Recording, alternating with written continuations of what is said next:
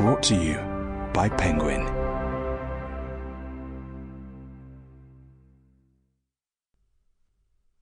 Life Lessons from a Brain Surgeon by Rahul Jandial. Read by Graham Winton.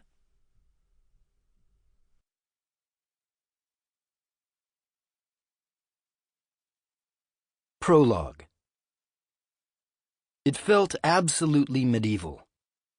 This wasn't a maneuver that would work with gradual pressure like the tightening of a vise. It needed a quick, crushing force.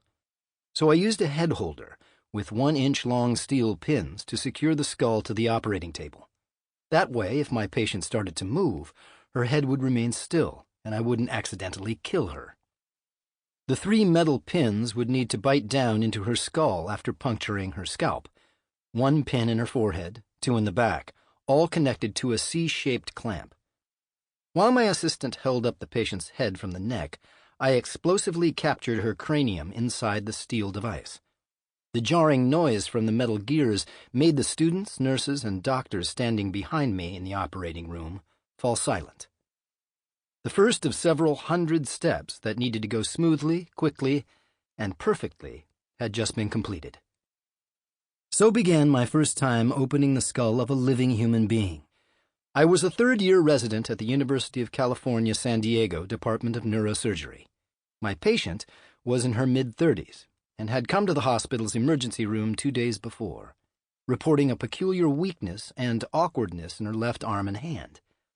An MRI had revealed a bright white abnormality on her brain, a tumor the size of a peach. Many times before, I had stood beside senior neurosurgeons assisting, observing, and learning, but this was my first time going solo. It's an odd thing, brain surgery. There's fear, of course, but also awe that you're literally inside somebody's head, which elicits intensity as well as excitement. I don't want to sound indelicate, but for me, it's a thrill. Some people like skiing or mountain climbing or playing poker. I like operating on people's brains. The risk is that I will nick a vein and a part of the brain will die, or I will go in at the wrong spot and won't be able to reach most of the tumor.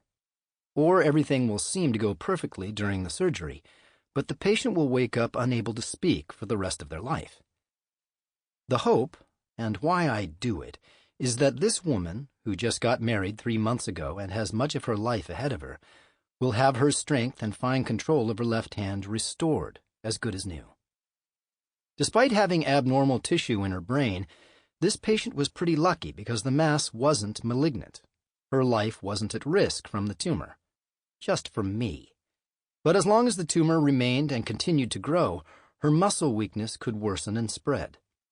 It was nestled in the motor strip of the right parietal lobe, a 1/2-inch wide, 7-inch long ribbon of brain tissue that sends movement signal to the left side of the body. This particular type of tumor is called a meningioma because it grows from the lining, meninges, of the brain. Since the skull can't stretch, the tumor knuckles into the brain, deforming it, without actually penetrating the tissue. The pressure, however, interferes with the electrical signals, leading to weakness.